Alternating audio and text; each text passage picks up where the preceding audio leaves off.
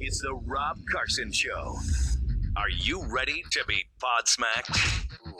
Now, here's Rob Carson. Hello, listeners. How are you? This is episode number 219 of the Rob Carson Podcast, available on iTunes, iHeartRadio, TuneIn, Audio Boom, SoundCloud, Patreon, YouTube, among other things, Google Play, Google Plus.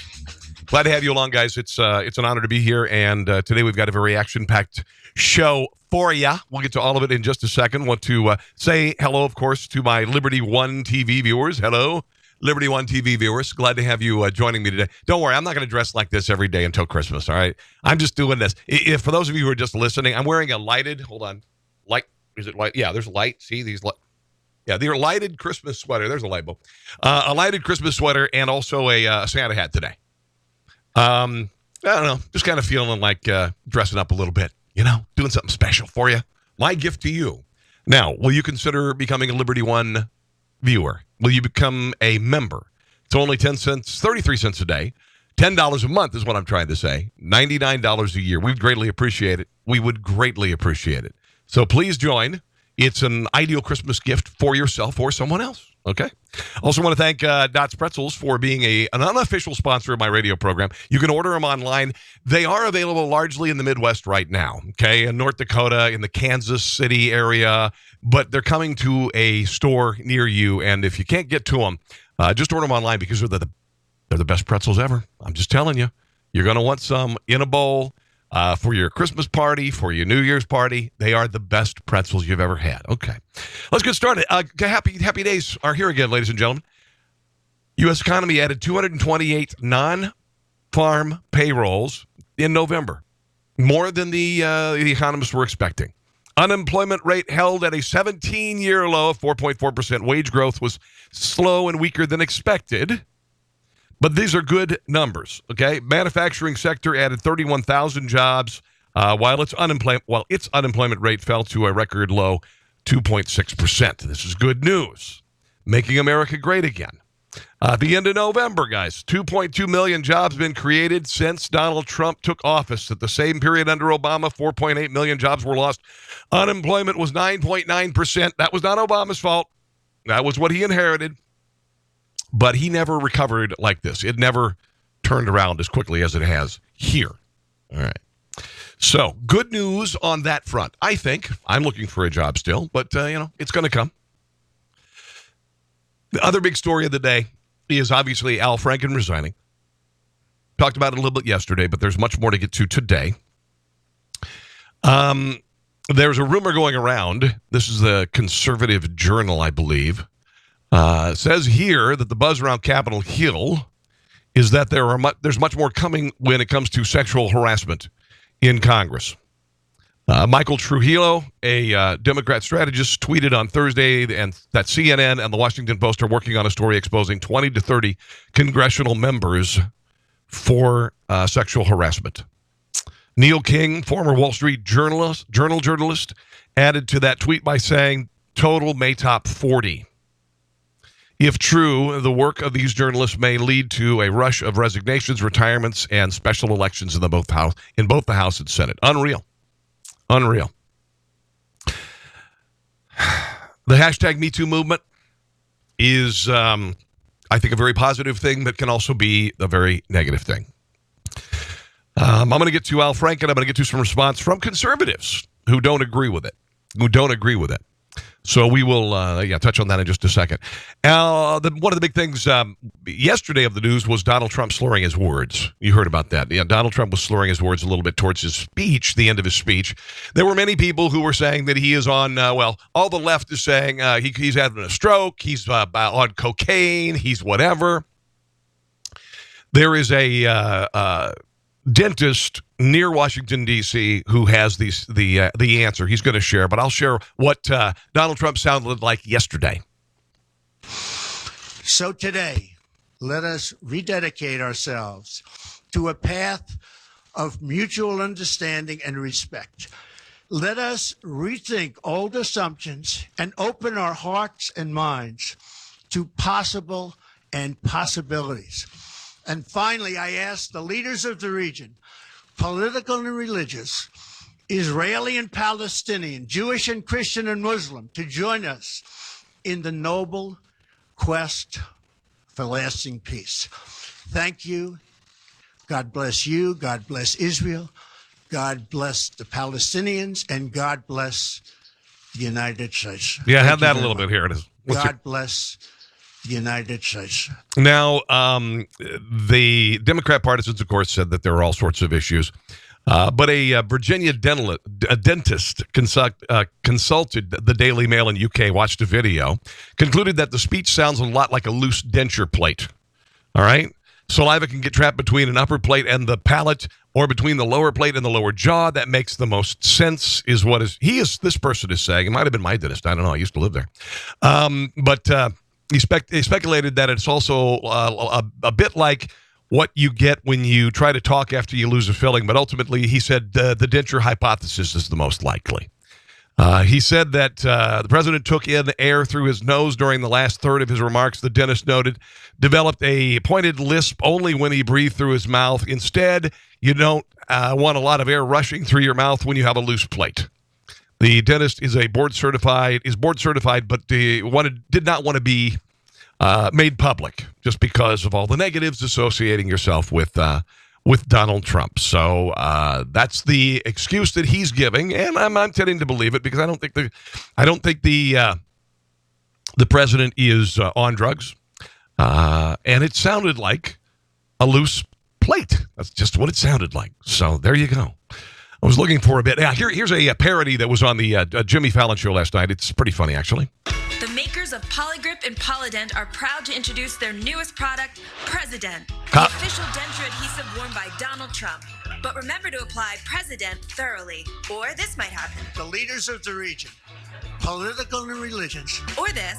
open our hearts and minds. Or this. The United States. President, the first choice for your quiche. All right, there you go. Pretty funny stuff. Now let's get into Al Franken resigning yesterday. Al Franken, and I noticed this yesterday, I heard it echoed in radio around the country. Al Franken didn't admit doing anything wrong yesterday. He said that the allegations against him were not true, and yet he still resigned. Why did he do that? Why did he resign if he didn't do anything wrong? Democrats, at least 40 of them, came forward and said Al Franken has got to step down. Do you know how many Republicans called him to step down? Zero. Now, the word going around is that Al Franken was made a sacrificial lamb so the Democrats could purge someone that was expendable and gain the moral high ground in the sexual harassment debate, even though almost all of the perpetrators are Democrats. I believe that. This has been a Democrat problem from the get-go, essentially. Then the Democrats pivoted towards Roy Moore. Then the Democrats pivoted towards Donald Trump. Now the Democrats can claim that they got John Conyers to resign, they got Al Franken to resign, and yet Republicans are still promoting Roy Moore and Donald Trump. So they are claiming the moral high ground. And some people are eating that up. Here is Al Franken saying that the allegations against him, not true. Over the last few weeks, a number of women have come forward to talk about how they felt my actions had affected them. Mm-hmm. I was shocked. I was upset. But in responding to their claims, I also wanted to be respectful of that broader conversation, because all women deserve to be heard and their experiences taken seriously. I think that was the right thing to do. I also think it gave some people the false impression that I was admitting to doing things that, in fact, I haven't done. Some of the allegations against me are simply not true. Others I remember very differently. Now, what has been gained by Al Franken resigning? Well, there's the satisfaction that some feel that a Democrat is resigning. Another one bites the dust. But there's nothing gained for the Republican Party out of this, because a Democrat is going to take over his position. They're talking about the lieutenant governor for the state of Minnesota, who's a woman, by the way. So there goes that sexual harassment lied, because she is a woman. And, I think most women, and I don't think there will be any cases in Congress of women doing the sexual harassing. So that is just some thoughts about this. This is Laura Ingraham last night talking about the resignation of Al Franken. I want you to listen carefully. The left is brilliant. They're really, really smart at using the media to create a narrative and pound it all day long that quickly becomes a political bludgeon. The drumbeat of accusations and the calls for scalps advance the false premise that the left are all about protecting women. In fact, both Hollywood and the Democrats, think about this. They've objectified and pornified and abused women for decades. And the abusers, let's not forget, have been celebrated. Ted Kennedy, Bill Clinton, Matt Lauer, Kevin Spacey, Franken, Conyers, Weinstein, the list goes on and on. So I'll tell you this tonight. Be wary of the lynch mob that you joined today, because tomorrow it could be coming for your husband, your brother, your son, and yes, even your president. And that's the angle. That's actually a good point. Here is Newt Gingrich talking about Al Franken's resignation and what it means. And what you saw today was a lynch mob. Let's not have due process. Let's not ask anybody any questions. Let's not have any chance to have a hearing. True. Let's just lynch him. Because when we get done lynching him, we'll be so pure. We'll feel so good. This is a party which is losing its mind. I think I'm being very politically incorrect, but let me just be clear. I think that the Gillibrands and others are literally losing their minds. I think that Elizabeth Warren is losing her mind. I think they're in this moment of existential enthusiasm, which in the middle of the Middle Ages we call flagellante. People would walk around, they'd beat themselves. They would beat themselves. They'd say, "Oh, I feel so much better now. I'm beating myself. Look how bad I am." Yeah. I don't know who's going to be victorious from this. I'm not a big fan of Al Franken. I don't feel any sort of joy. I didn't ever call for his resignation, but, I'm just me, right? I'm just me. I did say that John Conyers should resign. He paid off somebody. And I believe Kevin Spacey is a bad person. I do believe that Harvey Weinstein is an evil person.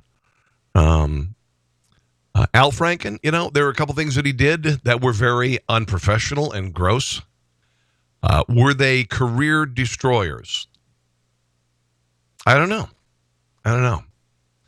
There was one case, the eighth person who accused him. She was at a Media Matters party, and she got a picture with Al Franken. He put his hand around her waist, and they took the picture, and he gave her a little squeeze, and she felt put out by it. And she felt like she needed to hashtag me too. And I'm like, really? And by the way, if a man does that to a woman, I hope that the next time he'll get a smack in the face. Because he's a cad. He's tacky as hell. But I don't know if it should wreck his career. I don't know. Anyway. Let's move on. I got some other things that are funny. Oh, here's something. Members of the resistance can rejoice this holiday as a growing number of online retailers have decided to sell Hillary Clinton Christmas toppers. They are a model of Clinton with angel wings, wearing a pantsuit. You can put it on top of your tree. Instead of the angel or the star. Oh, boy. They range from $107 for the average size tree to more than $900 for an oversized tree more than 10 feet tall. Gross. Etsy, ETSY, is the online retail that is selling these things. So they also sell Christmas tree toppers featuring Beyonce and Serena Williams. So I'm going to stick with my angel, instead of the opposite in Hillary Clinton. A lot of talk about sex changes, a lot of madness with regard to gender identification, particularly in schools. The state of Delaware, people have gone just bonkers over a Regulation 225, referred to as an anti-discrimination regulation. Delaware school officials do not wish to trust parents with the information their child wants to identify as the opposite biological sex or a different race.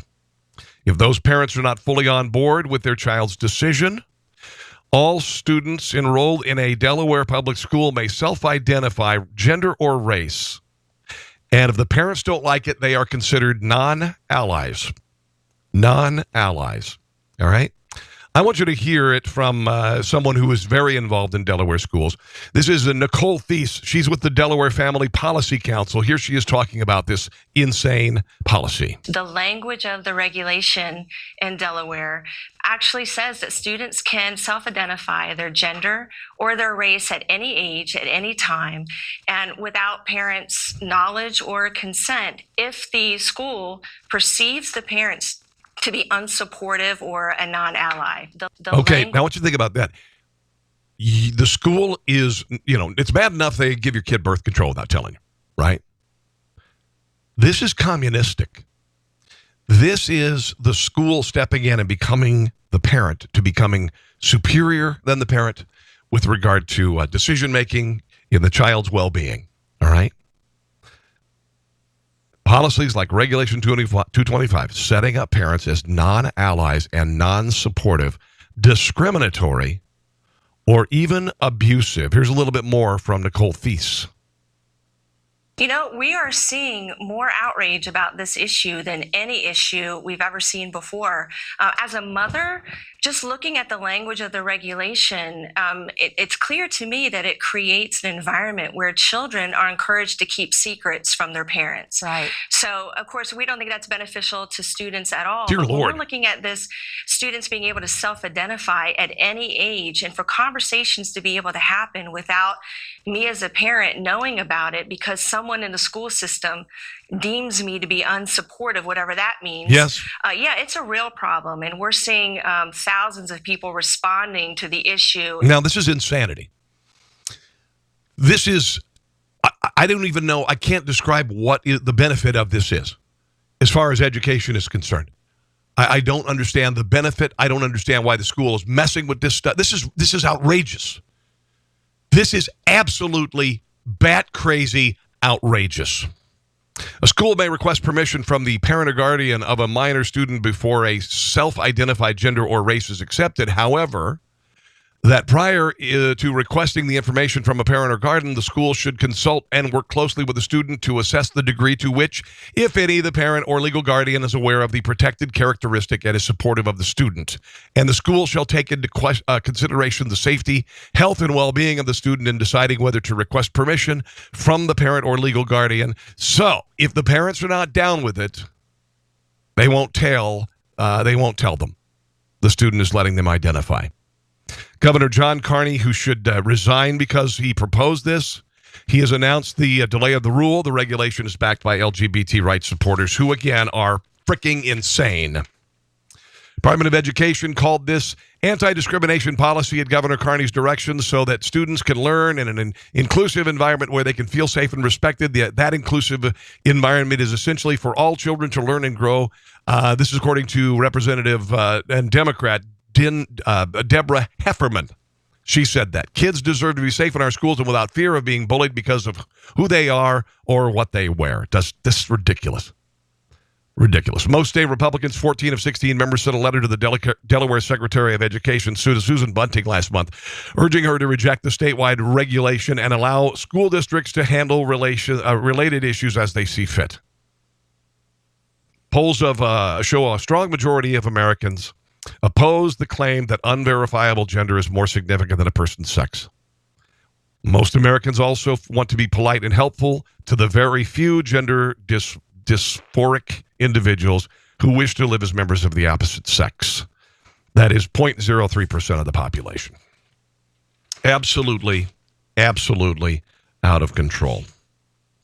For those of you who aren't part of the proletariat, you'll be not surprised to know that the 5 richest counties in America are in D.C., right around D.C. Loudoun County, Virginia, median income $125. Falls Church, $115.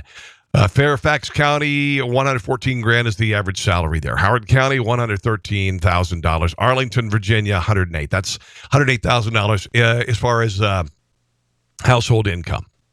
There were also 4 additional Washington area counties that made it into the top 20. So altogether, out of the top 20 richest counties in America, nearly half of them are around Washington, D.C. And you know what? It's all your money.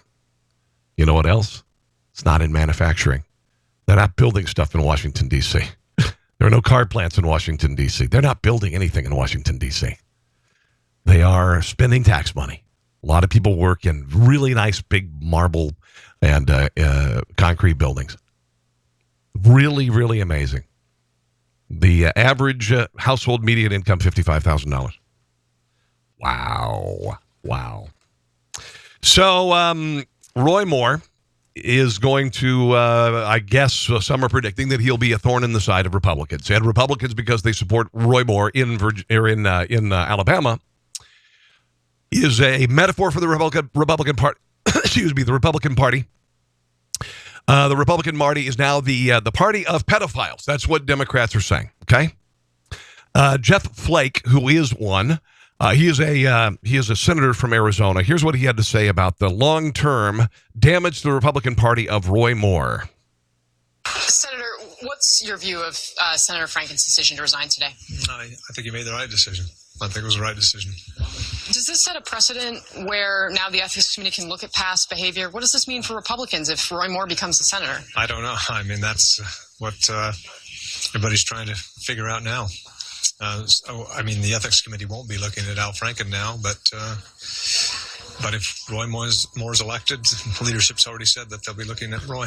Do you think that they should call for a vote to expel Roy Moore if he's elected? We'll see at the ethics committee what they recommend, obviously. So I hope that he's not elected. I'm not happy that the RNC is backing him, and I think that we all ought to be very vocal about it. This is not our best foot forward with Roy Moore, and it will have, I think, long-term damage for the party and our brand if we... Now, this is one man. You've got a party that has a history of sexual harassment and abuse of women.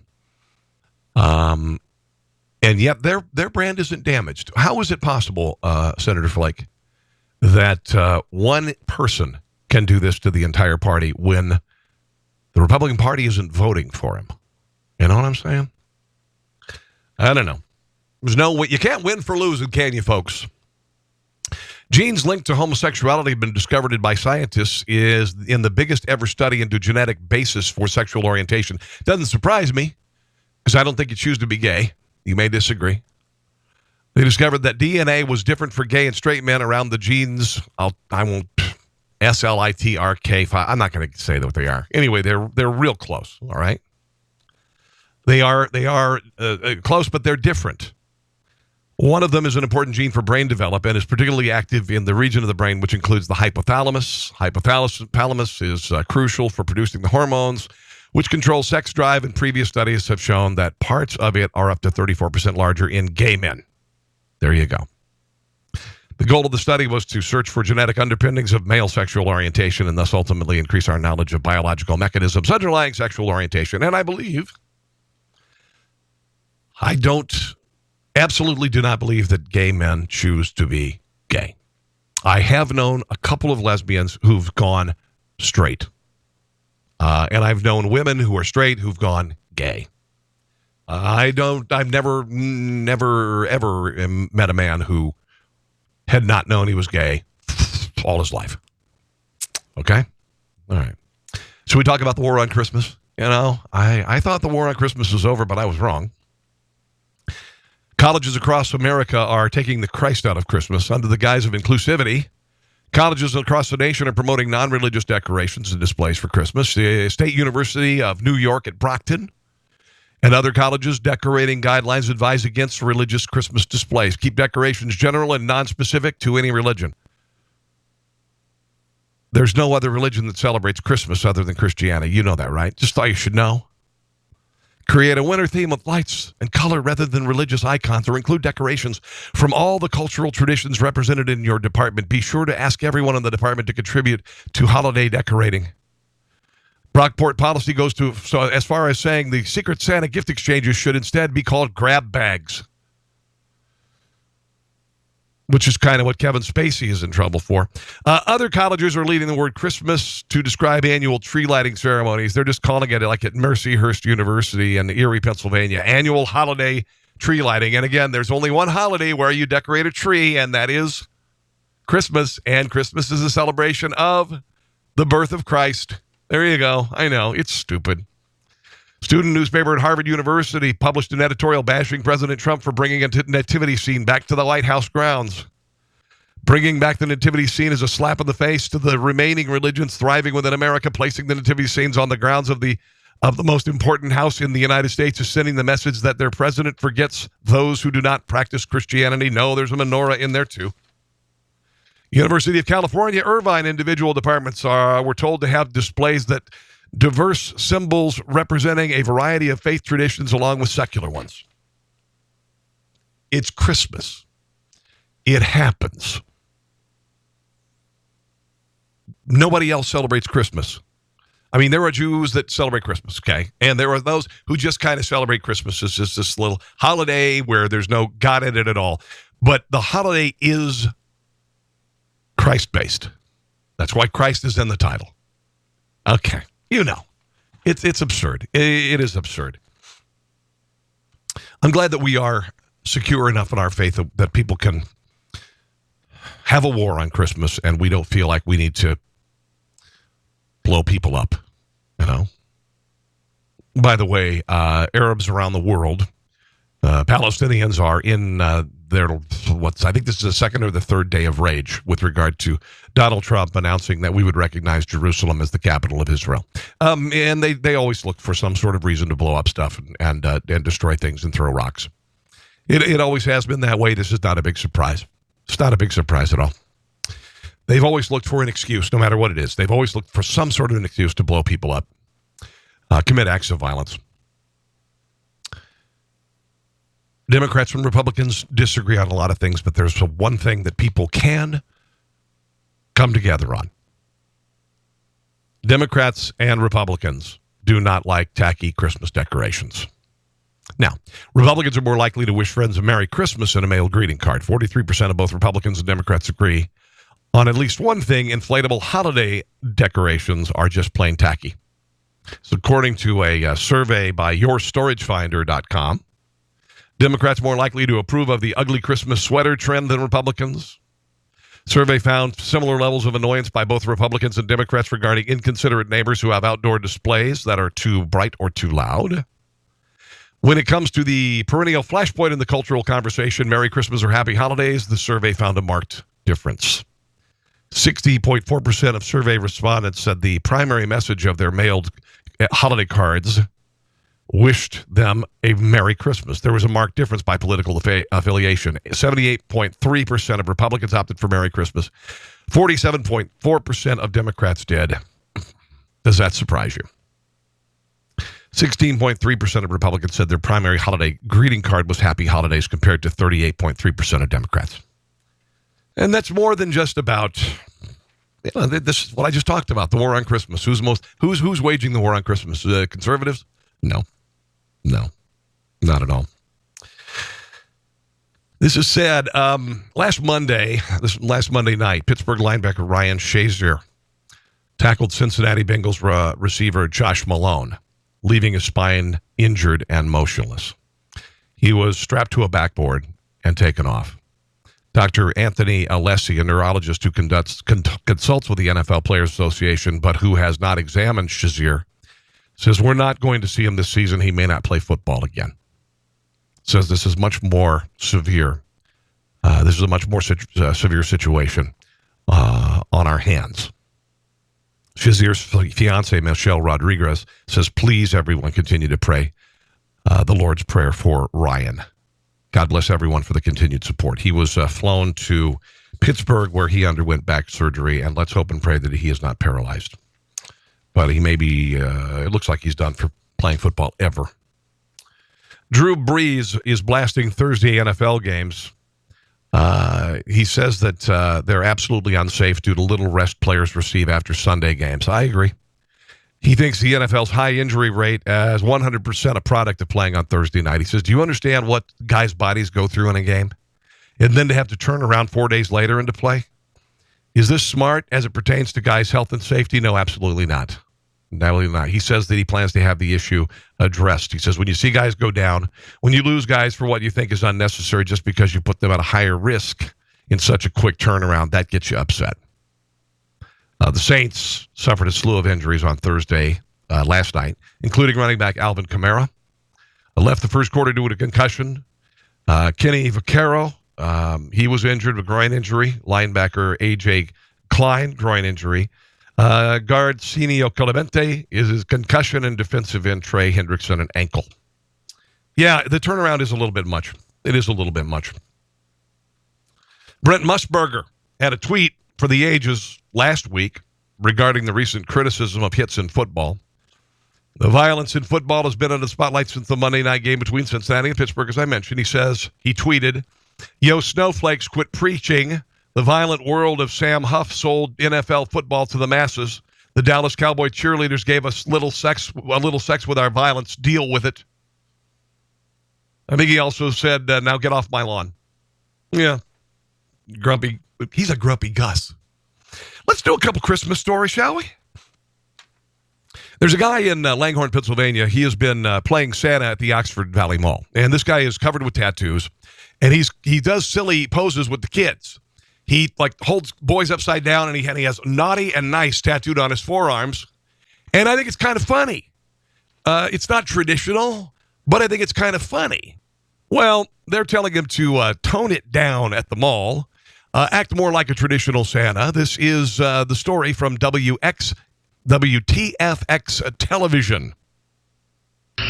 Kris Kringle has a different jingle in Bucks County. These pictures show Santa with tattoos that say naughty on one arm and nice on the other. Ho, ho. And as you can see, he likes to turn Christmas on its head for the kids. But many parents are divided. He holds some of the kids upside down. Yeah, gets a little goofy with them. That might be a little rough on some of the kids. I don't know that I necessarily would appreciate it. Naughty and nice tattoos? Yeah.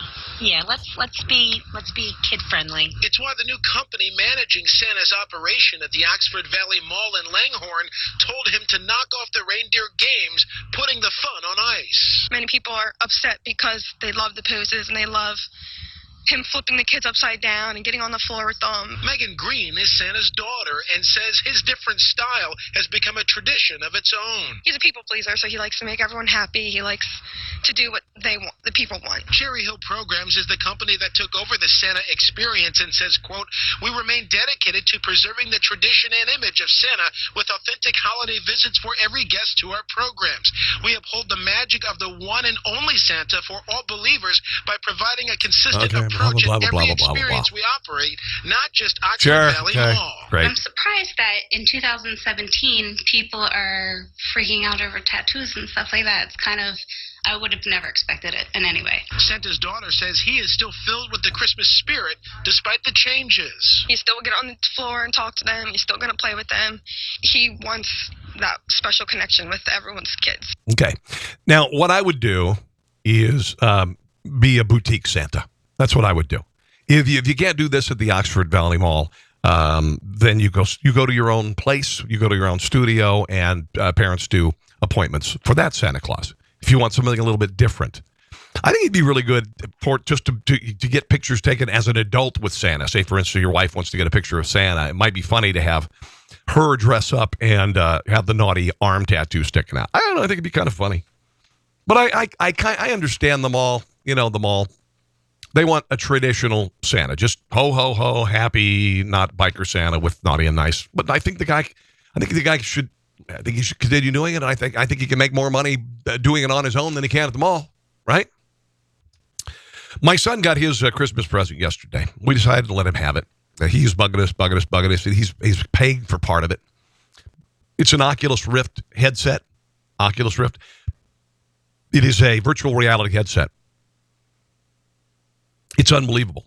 It is absolutely unbelievable. I tried it on last night. It is mind-blowing, and I only had it on for a minute or two. Absolutely, the technology that is happening right now in the world is incredible, and I want to play with it. And when I'm done with this show, I might just sneak upstairs and do that. 86% of us has pretended to love a Christmas present, plus 5 more stats on bad giving. Here we go. 11% of parents said their kids have thrown a tantrum because they got a gift they didn't like. 15% said their children has preferred the box something came into the actual gift. My kids have never thrown a tantrum because that is not allowed. 22% of us have hated a gift so much we immediately admitted we didn't like it. I don't do that. Over the years, people estimate they've got an average of $954 worth of bad Christmas gifts they'll never use. Okay. My wife got me a beer maker one year, and I never used it. I never did. 71% of us said they have old unwanted gifts sitting around the house. Probably. 60% of people said that they pretended to like something, usually because they don't want to offend the person who gave it to them. Yeah, that's kind of the bad side of Christmas, right? 19% of us can't wait for the holidays to be over. Here are some of the things that people are dreading right now, and I'm not trying to wrap things up on a negative note, but it's kind of funny. Things you're dreading. Number 5, spending time with the family. 4, decorating. 3, carolers. Do people still carol?